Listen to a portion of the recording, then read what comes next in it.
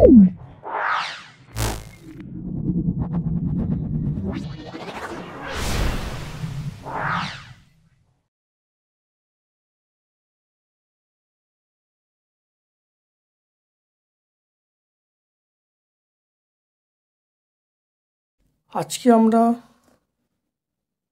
আমরা নয়াবাসক জেকে বিদ্যাপীঠ সলভ করছি। ভিডিওটা প্রথম থেকে শেষ পর্যন্ত দেখো, অবশ্যই তোমরা উপকৃত হবে। যদি ভালো লাগে লাইক করবে, যারা চ্যানেলটাকে এখনো সাবস্ক্রাইব করোনি প্লিজ চ্যানেলটাকে সাবস্ক্রাইব করে দেবে। চলে এসো আজকের প্রথম প্রশ্নে। বায়ুমণ্ডলের শীতলতম স্তরের নাম আমরা বলবো মেসোস্ফিয়ার। বয়েল সূত্র থেকে প্রাপ্ত পিভি লেখচিত্রটিকে বলা হয় সমুষ্ণ লেখচিত্র। তারপর দেখে নাও, সমচাপ 100 ml O2 এবং 100 ml হাইড্রোজেন পৃথকভাবে নিলে তাদের অণুর ক্ষেত্রে কি হবে? এটা সমচাপ এবং উষ্ণতায়, তাহলে এটা সমান হবে, তাই দুটো সমান বলে দেবো। তারপর চলে এসো, সেলসিয়াস স্কেলে পারদের প্রকৃত প্রসারণ গুণাঙ্ক বলা আছে, কেলভিনের স্কেলে বার করতে বলছে, ওটাই হবে, কোনো পার্থক্য নেই, শুধু এককটা খালি হবে, সেন্টিগ্রেডের জায়গায় কেলভিন হবে। চকচকে স্টিলের বাটির ভিতরের পৃষ্ঠ কীভাবে আচরণ করে? অবতল দর্পণের মতো আচরণ করে। তারপর দেখো না, উত্তল লেন্সের ক্ষেত্রে বস্তুর ফোকাস দূরত্বের মধ্যে থাকলে প্রতিবিম্ব অসৎ হবে এবং সমশীর্ষ হবে, আকারে বড় হবে। পারদ ঘটিত দূষণ ঘটে কোন ল্যাম্পে? এটা সিএফএল ল্যাম্পে ঘটে। ফিউজ যুক্ত থাকে লাইভ তারের সঙ্গে। তারপর দেখো নিউটন আঘাতে এটাতে কটা নিউটন তৈরি হয়? 3টে নিউটন তৈরি হয়। নিচের কোনটি একই শ্রেণীভুক্ত? ও এবং এস একই শ্রেণীভুক্ত। নিচের কোনটির অণু অস্তিত্ব আছে? দেখো এইগুলো সব হলো তড়িৎযোজী যৌগ, তাহলে তড়িৎযোজী যৌগ হওয়ার জন্য অণুর অস্তিত্ব নেই, তাহলে ইউরিয়া সমযোজী যৌগ, তাহলে এর অণু অস্তিত্ব থাকবে, তাহলে অ্যান্সার হবে ইউরিয়া। তড়িৎ বিশ্লেষণে তড়িৎ শক্তি কোন সূত্র রূপান্তরিত হয়? আমরা বলবো রাসায়নিক সূত্র রূপান্তরিত হয়। তারপর চলে এসো, সেটা হলো হাইড্রোজেন ক্লোরাইড। দেখে নাও হাইড্রোজেন ক্লোরাইড গ্যাসের মধ্যে হাইড্রোজেন ক্লোরাইড গ্যাসের মধ্যে অ্যামোনিয়ার বিক্রিয়ায় কি উৎপন্ন হয়? দেখে নাও হাইড্রোজেন ক্লোরাইড গ্যাসের মধ্যে অ্যামোনিয়া বিক্রিয়ায় আমার কি উৎপন্ন হয়? সেটা হলো সাদা ধোঁয়া উৎপন্ন হয়। ডুরালুমিন ধাতু, এতে কোনটা অনুপস্থিত? দেখে নাও, ডুরালুমিনের মধ্যে অ্যালুমিনিয়াম, কপার, ম্যাগনেসিয়াম, ম্যাঙ্গানিজ সবই থাকে, তাহলে অ্যালুমিনিয়াম, কপার। এখানে যেটা থাকে না সেটা আমরা বলবো লোহা, তাহলে আমরা কি বলবো? অপশান ডি বলবো, সেটা লোহা থাকে না। সমগণীয় শ্রেণীর পরস্পর দুটি যৌগের মধ্যে ভরের পার্থক্য কত বলবো? সেটা 14 বলবো। পৃথিবীর ছাতা বলা হয় আয়নোস্ফিয়ারকে। গ্রিনহাউস গ্যাসের প্রভাবে বায়ুমণ্ডলের উষ্ণতা গড়ে বাড়ছে, ওটা হলো 1.5 ডিগ্রি। গ্রিনহাউস গ্যাসের প্রভাবে তাপমাত্রা বাড়ছে 1.5 ডিগ্রি। তারপর দেখো, জীবাশ্ম জ্বালানি দহনে CO2 উৎপন্ন হয়। তারপর দেখো, আদর্শ গ্যাসে অণুগুলি বিকর্ষণ বল, এর আকর্ষণ বল 0। চার্লসের সূত্রে ভিটি লেখচিত্রের প্রকৃতি হবে মূল বিন্দুগামী সরলরেখা। তারপরে এ হলো দৈর্ঘ্য প্রসারণ গুণাঙ্ক, আর এটা হলো বি হলো ক্ষেত্র প্রসারণ গুণাঙ্ক। তাহলে এখানে দেখো, তাহলে 0 হবে। কেন 0 হবে দেখে নাও, তাহলে বলা আছে 2a, এটা আমরা বলবো 2.5, এটা 2a মাইনাস বি, তাহলে আমরা বলবো বি মানে আমরা 2a বলবো, তাহলে এখানে 2a মাইনাস 2a, তাহলে অ্যান্সার হবে 0। কেন? কারণ এখানে মনে রাখবে যে ক্ষেত্র প্রসারণ গুণাঙ্কটা দৈর্ঘ্য প্রসারণ গুণাঙ্কের দ্বিগুণ, তাহলে দ্বিগুণ হওয়ার জন্য 2a বসবে, তাহলে 2a মাইনাস 2a মানে 0 হয়ে যাবে। তারপর দেখো, প্রিজমের মধ্য দিয়ে আলোর সাদা আলো পাঠালে কোন বর্ণের চ্যুতি সবচেয়ে কম হয়? লাল বর্ণের চ্যুতি কম হয়। তারপর দেখো, সত্য মিথ্যা বলতে বলছে। উত্তল দর্পণ সাধারণত অসৎ এবং ছোট প্রতিবিম্ব তৈরি করে। সত্য। বিবর্ধনের মান কত হলে বস্তু এবং প্রতিবিম্বের দৈর্ঘ্য সমান হবে? এটা 1 হলে। তারপরে দেখো 1 কুলম আধানকে 1 ভোল্ট বিভব প্রবাহের মধ্য দিয়ে নিয়ে গেলে কত কাজ করবে, আমরা জানি ডব্লিউ সমান কিউ ইন্টু ভি, তাহলে কিউ এর মান 1, ভি এর মান 1, তাহলে করলে কত 1 জুল হবে। রোধাঙ্কের মাত্রা M L square T to the power -3 I to the power -2। সুইচটা আমরা ব্যবহার করি, মানে কোনো সুইচকে আমরা ব্যবহার করি কারেন্টটা অফ এবং অন করার জন্য। সুইচ আমরা ব্যবহার করি তড়িৎ প্রবাহ শুরু এবং বন্ধ করার জন্য। তারপর দেখো একটি গ্যাসের মধ্যে আলফা কণা পাঠালে গ্যাসটা আয়নিত হবে। তারপর দেখো থার্মিট পদ্ধতিতে উচ্চ উষ্ণতায় Fe2O3কে বিজারিত করে, এটা আমরা কি বলবো, এটা বলবো অ্যালুমিনিয়াম। হেমাটাইট থেকে নিষ্কাশিত যে সেটা আয়রন বলবো। সর্বাধিক তড়িৎ ঋণাত্মক মৌল সর্বাধিক তো এটা ফ্লুরিন বলবো, আর তড়িৎ ধনাত্মক মৌল আমরা সিজিয়াম বলবো। কোন প্রকার যৌগের সমবয়ব ধর্ম দেখা যায়, এটা জৈব যৌগে। তারপর দেখো তড়িৎ পরিবহন করলে আয়নিত হয় না একটা পদার্থের নাম, তড়িৎ পরিবহন আয়নিত হয় না সেটা আমরা তরল পদার্থ, এটা আমরা পারদ বলবো। অ্যালুমিনিয়াম থেকে তড়িৎ বিশ্লেষণ পদ্ধতিতে ধাতু নিষ্কাশনের সময় ক্যাথোডে কি ব্যবহার করা হয়, আমরা গ্যাস কার্বন ব্যবহার করব। পিতলের চামচের ওপর সিলভারের পোলে অ্যানোড হিসাবে আমরা রূপোর দণ্ড ব্যবহার করব। পরীক্ষাগারে অ্যামোনিয়া গ্যাস সংগ্রহ করা হয়, বায়ুর নিম্ন অপসারণ দ্বারা। আর দেখো তারপর দেখো আম্লিক কপার সালফেটের জলীয় দ্রবণে H2S পাঠালে যে অধক্ষেপের বর্ণ কী হবে, অবশ্যই কালো হয়ে যাবে, কপার সালফাইড উৎপন্ন হবে। আর আম্লিক একটা অথবার প্রশ্ন দেখো, আম্লিক পটাশিয়াম ডাইক্রোমেট দ্রবণের মধ্যে H2S পাঠালে দ্রবণের বর্ণ কমলা থেকে সবুজ হয়ে যাবে। তারপর দেখো এটি কার্যকরী মূলকের নাম যাতে কার্বন নেই, সেটা NH2 বলবো। অ্যালকেন, N সংখ্যক কার্বন পরমাণু অ্যালকেনের সাধারণ সংকেত।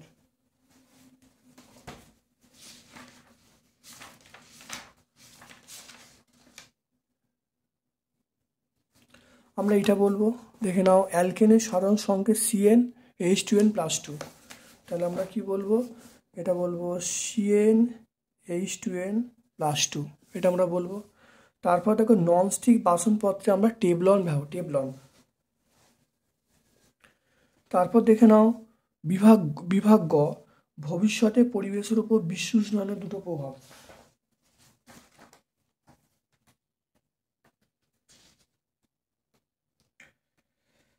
দেখো বিশ্ব উষ্ণায়নের দুটো প্রভাব, এখানে দেখো 3টে পয়েন্ট আছে, অনেকগুলো পয়েন্ট আছে, আমরা যে কোনো দুটো পয়েন্ট আমরা বলে দেবো, পেজ নাম্বার 5-এ বলে দেবো, পেজ নাম্বার 5। তারপর বাস্তব গ্যাস কাকে বলে, কোন অবস্থায় বাস্তব গ্যাস আদর্শ গ্যাসের মতো আচরণ করে।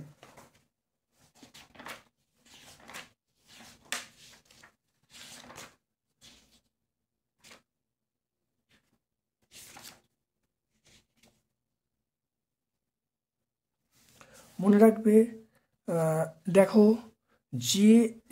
যে সমস্ত গ্যাস খুব নিম্ন, দেখো যে সমস্ত গ্যাস খুব নিম্ন চাপ এবং উচ্চ উষ্ণতা ছাড়া PV=NRT সমীকরণ মেনে চলে না, তাদেরকে আমরা বাস্তব গ্যাস বলবো।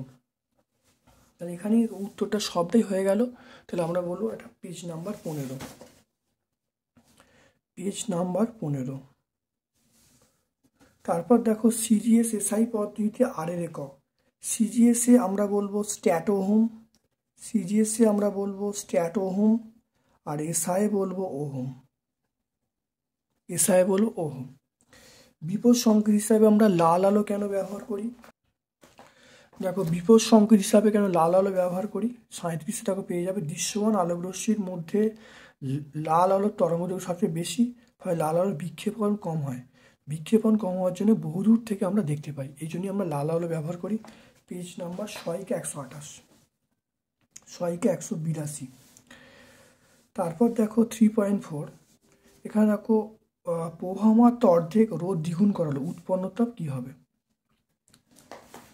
3.4 দেখে নাও, 3.4, তাহলে আমরা জানি H সমান I² RT/J। H ড্যাশ সমান, আমাকে বলেছে প্রবাহমাত্রা তো অর্ধেক, প্রবাহমাত্রা অর্ধেক মানে I/2 তার স্কোয়ার, রোধ দ্বিগুণ, রোধ 2R ইন্টু T/J। এটা করলে কি হবে, H ড্যাশ সমান I²/4 into 2R into T/J। এটা কাটাকুটি করলে 2। দেখো H ড্যাশ সমান আমরা বলবো হাফ I²RT/J। দেখে নাও, তাহলে আমরা কি করব, H ড্যাশ/H করব। H ড্যাশ/H মানে হাফ I²RT/J বাই আমরা কি বলবো I²RT/J। তাহলে এখানে কাটাকুটি করলে এখন এটা দেখে নাও, তাহলে H ড্যাশ/H আমরা বলবো I²RT/J into J into I²RT। এটা কাটাকুটি, এটা হলো হাফ হয়ে যাবে। তাহলে H ড্যাশ/H আমরা কত বলবো, হাফ বলবো। তাহলে এটাই অ্যান্সার।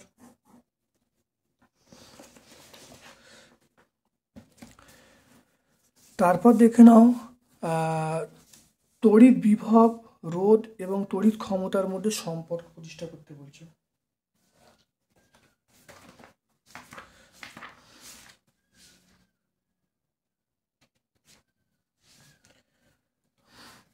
দেখে নাও, এখানে এই সম্পর্কটা প্রতিষ্ঠা করলে হয়ে যাবে। এখান থেকে শুরু করব, এখান পর্যন্ত বললে হয়ে যাবে 1 নম্বর সমীকরণ পর্যন্ত। তাহলে 72 পেজ নাম্বার 72 আমরা পেয়ে যাব।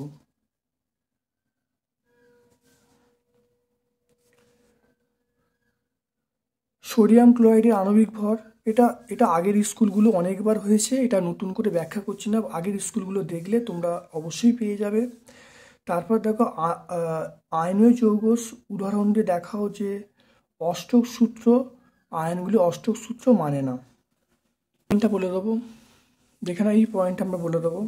সয়িকায় 318 জায়গায় আমরা এই জিনিসটা বলে দেবো। এটা আমরা এই উত্তরটা হয়ে যাবে সয়িকা 318।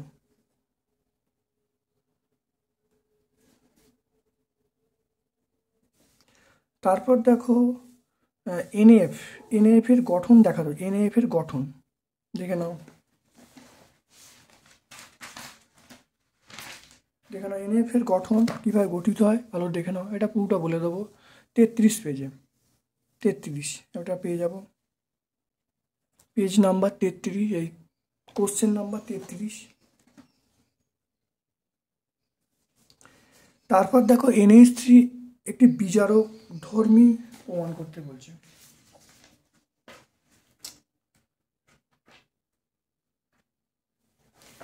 দেখো NH3 গ্যাস বিজারণ ধর্মী প্রমাণ করতে বলছে।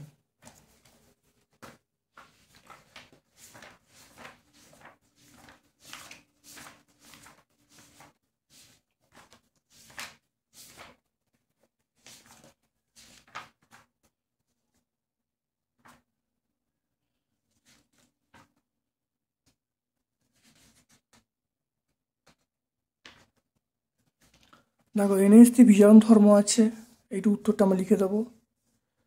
উত্তপ্ত কপার অক্সাইডের ওপর দিয়ে ঝাঁঝালো অ্যামোনিয়া গ্যাস পাঠালে অ্যামোনিয়া কালো বর্ণে কিউপিক অক্সাইডকে বিজারিত করে লাল বর্ণে ধাতব কপারে পরিণত হয়, নিজে বর্ণহীন N2 পরিণত হয়।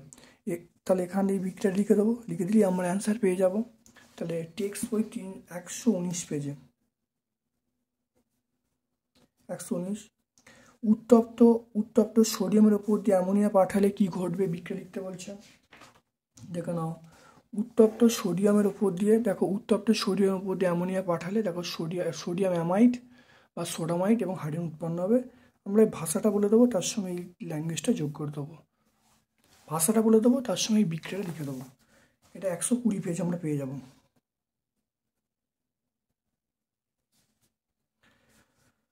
তারপর দেখো অ্যালুমিনিয়াম মোড়া পাতে চাটনি আচার খাওয়া উচিত নয় কেন, এটা আমরা আগের পেজে আমরা ব্যাখ্যা করেছি। অ্যালুমিনিয়াম মোড়া পাতে আচার খাওয়া উচিত নয় কেন।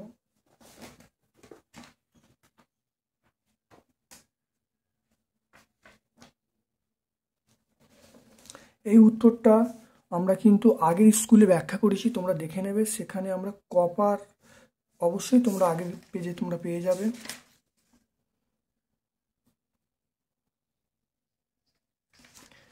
এই প্রশ্নটা তোমরা আগের বিগত যে স্কুল আছে সেই স্কুলে অবশ্যই ব্যাখ্যা করেছি, আর নতুন করে ব্যাখ্যা করে দেখাচ্ছি না, অবশ্যই পেয়ে যাবে।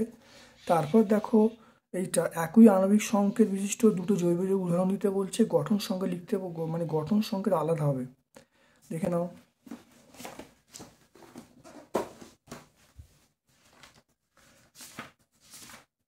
আমরা এইটা বলে দেবো, দেখে নাও। এই উদাহরণটা নেবো, এই দুটো উদাহরণ বলে দেবো, এইটার সাহায্যে এই দুটো উদাহরণ বলে দেবো, বললে অ্যান্সার চলে আসবে। 140 পেজ, এটা আমরা কথা বলবো পেজ নাম্বার 140।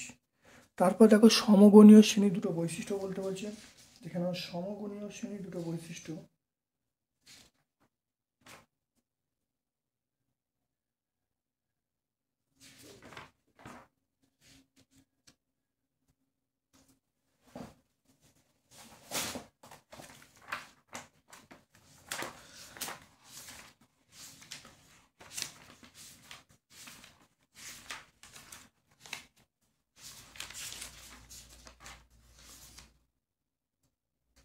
ঠিক আছে, সমকোণীয় শ্রেণীর দুটো বৈশিষ্ট্য, এক নম্বর হলো একই ধরনের মৌলের মধ্যে একই ধরনের মৌলসমূহের দ্বারা গঠিত। নাম্বার 2 হলো এদের সাধারণ সংকেত প্রকাশ করা হয়, এদের একটি সাধারণ সংকেত প্রকাশ করা হয়। আর নাম্বার 3 হলো আণবিক ভরের ভিত্তিতে পরপর সাজালে CH2 পরমাণু পুঞ্জের পার্থক্য থাকে এবং আণবিক ভরের পার্থক্য থাকে 4U। এটা ভট্টাচার্য ব্রাদার্সের 139 পেজে পাবো। তারপর দেখো প্রমাণ চাপ কাকে বলে। প্রমাণ চাপ বলতে 0 সেন্টিগ্রেড তাপমাত্রায়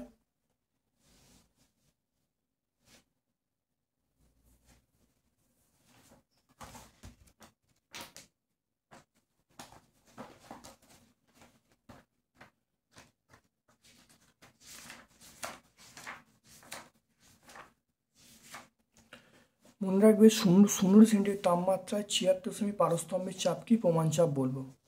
তারপর নির্দিষ্ট কিছু পরিমাণ গ্যাসের ওপর চাপ প্রয়োগ করলে আয়তন অর্ধেক করা হলো, চাপ বৃদ্ধির পরিমাণ কত।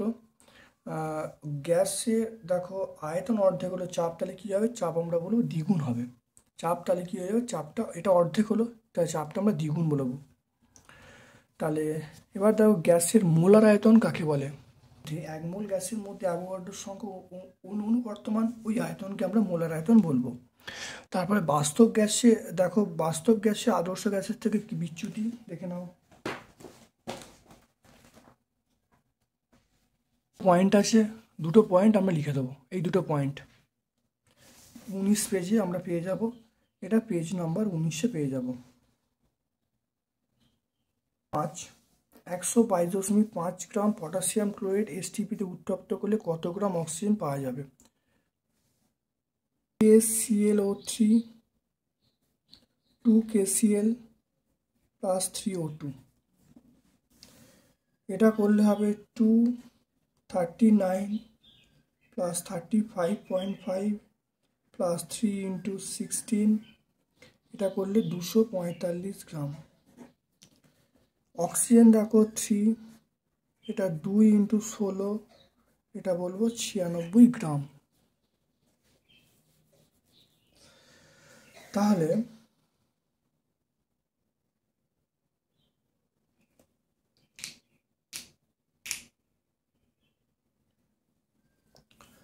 তাহলে 245 গ্রাম KClO3 থেকে O2 উৎপন্ন হয়, O2 উৎপন্ন হয় 96 গ্রাম।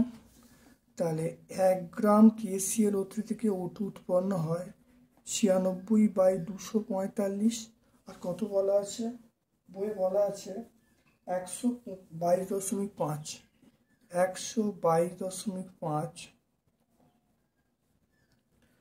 তাহলে 96 × 122.5/245। দেখুন এটা কাটলে আমরা পুরো 2 চলে আসবে, এটা 2, এটা 48, তাহলে কত হবে 48 গ্রাম। তাহলে 48 গ্রাম, একটা অ্যান্সার চলে এলো, এটা 48। এরপরে দেখো পার্টটায় কি বলছে, বলছে উৎপন্ন অক্সিজেনের আয়তন কত। উৎপন্ন অক্সিজেন আয়তন দেখো এখানে কত মোল অক্সিজেন, এখানে দেখো কত মোল অক্সিজেন, 3 মোল অক্সিজেন। এটা দেখো কত মোল অক্সিজেন, এটা দেখো 3 মোল অক্সিজেন।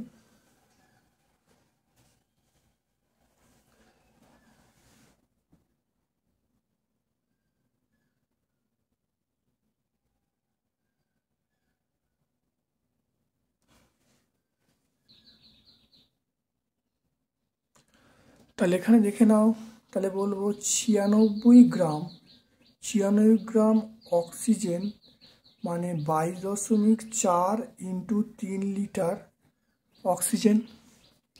এটা আমরা বলবো 1 গ্রাম অক্সিজেন মানে 22.4 ইন্টু 3/96। আর 48 গ্রাম অক্সিজেন মানে 22.4 ইন্টু 3 ইন্টু 48/96। এটা আমরা করব, এটা কাটাকুটি করলে 2, এটা কত হবে, এটা করলে হবে 11.2, তাহলে আমরা বলবো 33.6 লিটার। তাহলে উৎপন্ন অক্সিজেন আয়তন কত, আমরা বলবো 33.6। তারপর দেখো দেখে নাও পদার্থের তাপ পরিবাহী পদার্থের মধ্য দিয়ে তাপের পরিমাণ কোন কোন বিষয়ের উপর নির্ভর করে। এটা অনেকবার হয়েছে, বহুবার হয়েছে, দেখে নাও তবুও। এটা পেজ নাম্বার 33-এ দেখে নাও, 3টে পয়েন্ট এখানে আছে, দেখো 4টে পয়েন্ট আছে, তোমরা লিখে দেবে। এখানে দেখে নাও, 1 নম্বর হলো ক্ষেত্রফলের উপরে, 2 নম্বর হলো তাপমাত্রা পার্থক্যের উপরে, 3 নম্বর হলো বেদের ওপরে, 4 নম্বর সময়ের ওপরে। ভালো করে তোমরা এইখান থেকে শুরু করবে, শুরু করে এখানে শেষ করে দেবে। তাহলে এটা হলো 33 পেজে তোমরা পাবে, পেজ নাম্বার 33। ইনভার কি? ইনভার হলো এমন একটা সংকর ধাতু যার তাপমাত্রা বৃদ্ধিতে কোনো প্রসারণ ঘটে না, অর্থাৎ দৈর্ঘ্য প্রসারণ ঘটে না, এমন একটা পদার্থের নাম হলো ইনভার। সেলসিয়াস স্কেল ফারেনহাইট স্কেলে দৈর্ঘ্য প্রসারণ গুণাঙ্কের সম্পর্ক স্থাপন করতে বলছে। আমরা পেটে কি লাগছে রে ভাই, পেটে দেখে নাও, সেলসিয়াস স্কেল ফারেনহাইট স্কেলের সম্পর্কটা আমরা এইটা বলবো, দৈর্ঘ্য প্রসারণ গুণাঙ্কের সঙ্গে আলফা এফ সমান 5/9 আলফা সি। এটা আমরা বলবো, এটা আমরা বলবো ফারেনহাইট স্কেলে, আর এটা হলো সেলসিয়াস স্কেলে। তারপর দেখো পরম প্রতিসরাঙ্ক কাকে বলে। পরম প্রতিসরাঙ্ক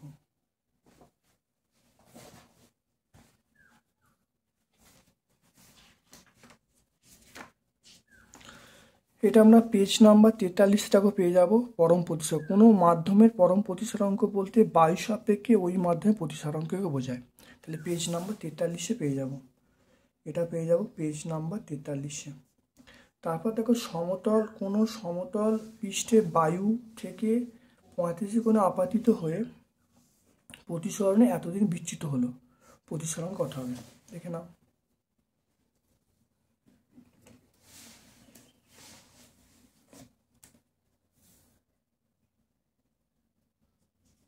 তাহলে 44.4 দেখে নাও। এখানে খুব ভালো করে দেখে নাও, মিউ সমান আমরা কি বলবো, মিউ সমান বলবো সাইন আই বাই সাইন আর।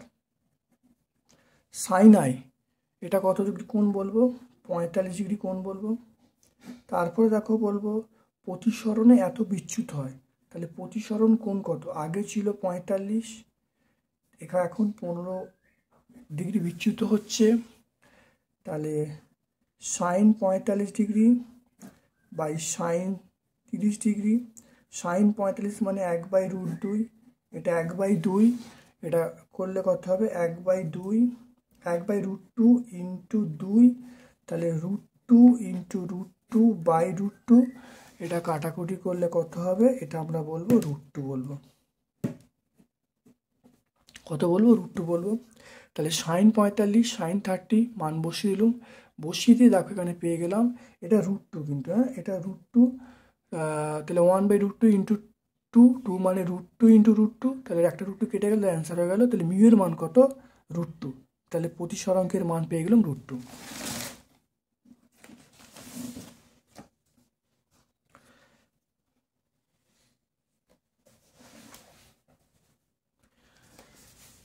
তারপর চলে এসো উপাক্ষীয়, দেখে নাও 4.5। উপাক্ষীয় রশ্মির সাহায্যে উত্তল দর্পণের বক্রতা ব্যাসার্ধ এবং ফোকাস দূরত্ব দ্বিগুণ। উপাক্ষীয় রশ্মির সাহায্যে প্রমাণ করো উত্তল দর্পণের বক্রতা ব্যাসার্ধ ফোকাস দূরত্বের দ্বিগুণ।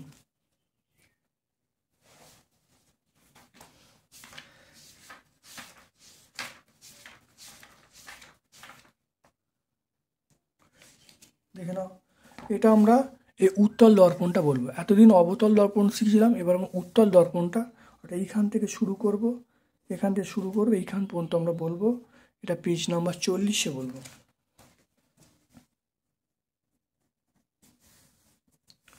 তারপর দেখো জুলের সূত্রগুলো বলতে, জুলের সূত্রগুলো দেখে নাও। দেখো জুলের 3টে সূত্র আছে, পেজ নাম্বার 71 দেখে নাও। 3টে সূত্র ভালো করে বলে দেবে, খুব ইম্পর্টেন্ট সূত্র, পরীক্ষা আসার মতো সূত্র। এটা পেজ নাম্বার 71, পেজ নাম্বার 71, 71। তারপর দেখো তড়িৎ প্রবাহের সময় অপরিবর্তিত রেখে প্রবাহমাত্রা যদি অর্ধেক করা হয়, রোজ যদি দ্বিগুণ করা হয়, তাহলে উৎপন্নতা কিভাবে পরিবর্তিত হবে দেখে নাও। ধরো H সমান আমরা জানি I²RT/J, তাহলে প্রবাহমাত্রা অর্ধেক করছে, প্রবাহমাত্রা I/2 তার স্কোয়ার হয়ে গেল। রোধ দেখো দ্বিগুণ করছে, ×2R × T হয়ে গেল বাই J। উৎপন্ন সময়টা ধ্রুবক, তাহলে T এর জায়গায় T আছে, বাই Jটা কনস্ট্যান্ট। তাহলে এটা কত হলো দেখো, এখানে কাটাকুটি করলে তাহলে 1/2 হবে, তাহলে বাকিগুলো একই আছে।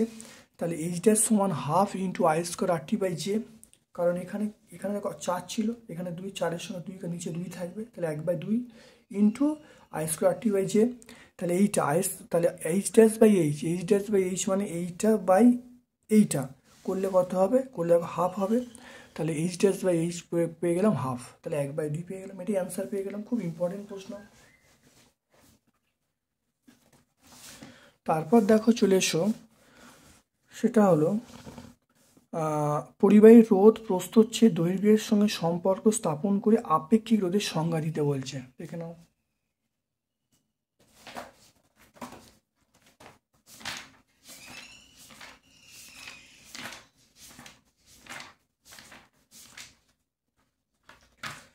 দেখে নাও দেখে নাও খুব ভালো করে, কোনো পরিবাহীর প্রস্থচ্ছেদের ক্ষেত্রফলে এটা অপরিবর্তিত থাকলে পরিবাহীর রোধ দৈর্ঘ্যের সমানুপাতিক হবে, তাহলে বলবো R∝L। তারপরে বললো দৈর্ঘ্য যদি অপরিবর্তিত থাকে তাহলে পরিবাহী রোধ প্রস্থচ্ছেদের ক্ষেত্রফলে ব্যস্তানুপাতিক, তাহলে R∝1/A। তাহলে দুটোকেই মার্চ করা যায়, তাহলে আমরা বলবো R∝L/A। যখন L এবং A উভয় পরিবর্তনশীল, তাহলে R সমান বলবো ρL/A। তাহলে হয়ে গেল, তাহলে রোটাই হলো আপেক্ষিক রোধ, বা আমরা বলবো রোধাঙ্ক বলবো। তাহলে এবার চলে এসো, L এর মান 1, A এর মান 1 হলে তাহলে রো এর মান R হয়ে যাবে। তাহলে একই দৈর্ঘ্য একই ক্ষেত্রফল বিশিষ্ট কোনো পরিবাহী দুই বিপরীত পৃষ্ঠের যে রোধকেই আমরা বলবো ওই পরিবাহীর রোধাঙ্ক বা আপেক্ষিক রোধ। এটা পেজ নাম্বার 66-এ পেয়ে যাব। তারপর দেখো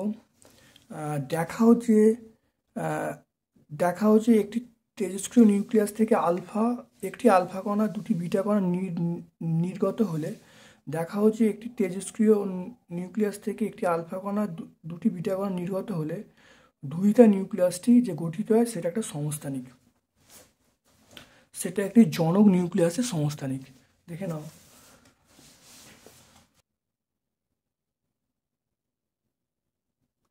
এটা হলো A, মানে ভর সংখ্যা A, প্রোটন সংখ্যা আমরা P বলছি, ভর সংখ্যা A, প্রোটন সংখ্যা P বলছি। একটা আলফা কণা বেরোলো, একটা আলফা কণা যখন বেরোবে তখন কি হবে, একটা মৌল তৈরি হবে, সেই মৌলটা আমি X' বলছি। তাহলে ভর সংখ্যা কত কমবে, 4 কমবে, প্রোটন সংখ্যা কত কমবে, আমরা বলবো 2 কমবে।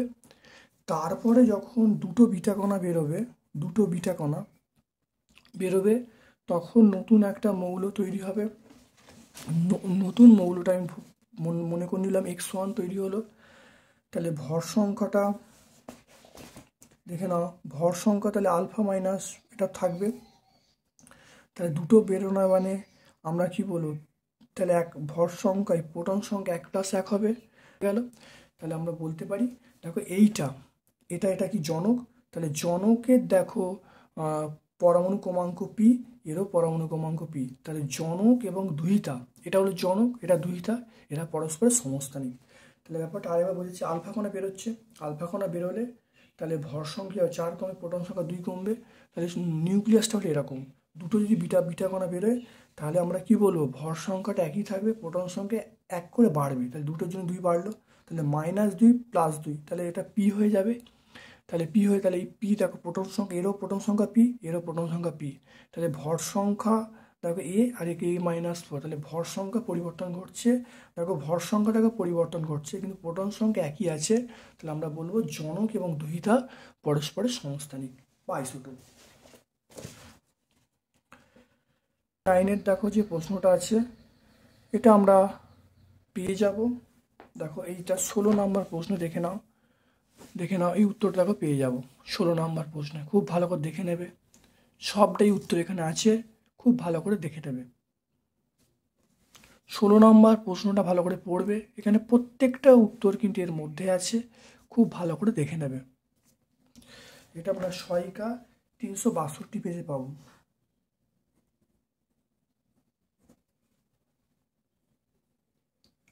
সহায়িকা, এটা আমরা সহায়িকাটা 362 পেজে পাবো।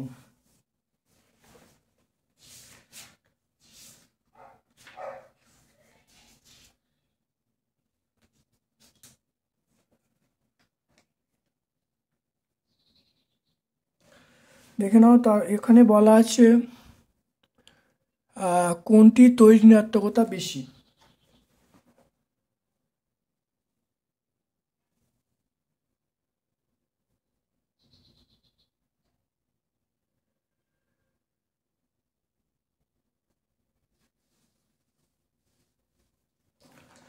দেখে নাও এই উত্তরটা আমরা এখানে পেয়ে যাব। দেখে নাও এই প্রশ্নের উত্তরটা, দেখো এই যে প্রশ্নের উত্তরটা আমরা পেয়ে যাব, অথবা প্রশ্নের উত্তর দেখো আমরা এখানে পেয়ে যাচ্ছি 34-এরটা, 34-এরটা আমরা পেয়ে যাচ্ছি। দেখে নাও ভালো করে, এখানে শুধু 10 আছে আর ওখানে 11 আছে, বাকি একই আছে, দেখে নাও ভালো করে। এটা পেজ নাম্বার 308-এ পেয়ে যাব, সহায়িকা 308, এটাও সহায়িকা। তারপরে দেখো বলছে তড়িৎ বিশ্লেষ্য, তড়িৎ অবিশ্লেষ্য, এগুলো চিহ্নিত করতে বলছে। তড়িৎ আধানের বাহকগুলো কি কি, দেখো এখানে দেখো কেরোসিন তড়িৎ অবিশ্লেষ্য, দেখো তড়িৎ অবিশ্লেষ্য নিচে আমি দাগ দিচ্ছি, কেরোসিন তড়িৎ অবিশ্লেষ্য, রূপো তড়িৎ অবিশ্লেষ্য, রূপো তাহলে কেরোসিন এটা হলো অবিশ্লেষ্য, রূপো অবিশ্লেষ্য। আর চিনি জলীয় দ্রবণ এটা অবিশ্লেষ্য, পারদ হলো অবিশ্লেষ্য হলো, তাহলে এগুলো হলো অবিশ্লেষ্য পদার্থ, ঠিক আছে। এরপরে তাহলে বিশ্লেষ্য কি, সেটা গলিত পটাশিয়াম ক্লোরাইড, তাহলে গলিত পটাশিয়াম ক্লোরাইড হলো তড়িৎ বিশ্লেষ্য। খাদ্য লবণ আমরা বলবো তড়িৎ বিশ্লেষ্য, তাহলে এগুলো হলো তড়িৎ বিশ্লেষ্য, এগুলো তড়িৎ অবিশ্লেষ্য। এবারে দেখা বলছে যে কোনগুলোর মধ্য দিয়ে তড়িৎ আধান, তাহলে ওই পরিবাহীর মধ্য দিয়ে তড়িৎ আধানের বাহকগুলোর নাম বলতে বলছে। দেখো যেমন রূপোর মধ্যে দিয়ে এটা মুক্ত ইলেকট্রন যাবে, তাহলে এর বাহক হলো মুক্ত ইলেকট্রন। তারপরে দেখো গলিত পটাশিয়াম ক্লোরাইড এবং খাদ্য লবণ, গলিত পটাশিয়াম ক্লোরাইড খাদ্য লবণ এর বাহক হলো অ্যানায়ন ক্যাটায়ন বা এক কথায় আয়ন। আর এই পারদের মধ্য দিয়ে কিন্তু তড়িৎ যাবে, তাহলে এটা হয়ে গেল। তাহলে টোটাল উত্তরটা আমরা কিন্তু বলে দিলাম, আমরা খাতায় লিখে ব্যাখ্যা করছি না, টোটাল ব্যাখ্যা করে দিলাম। তারপর দেখো 4.11 খুব ভালো করে দেখে নাও, এটা অসওয়াল্ড পদ্ধতি বলতে, অসওয়াল্ড পদ্ধতি।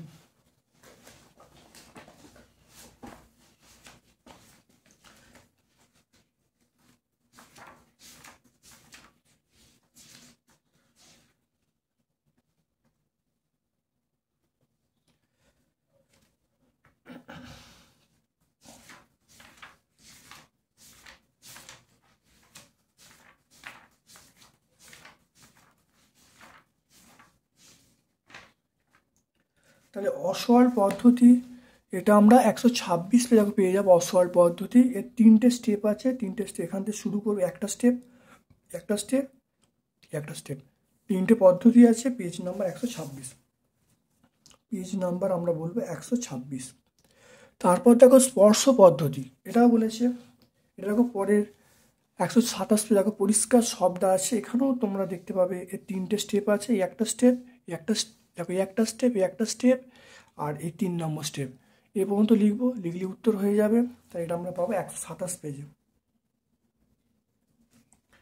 তারপর দেখে নাও মিথেনের সঙ্গে ক্লোরিনের প্রতিস্থাপন বিক্রিয়া লিখতে বলছি।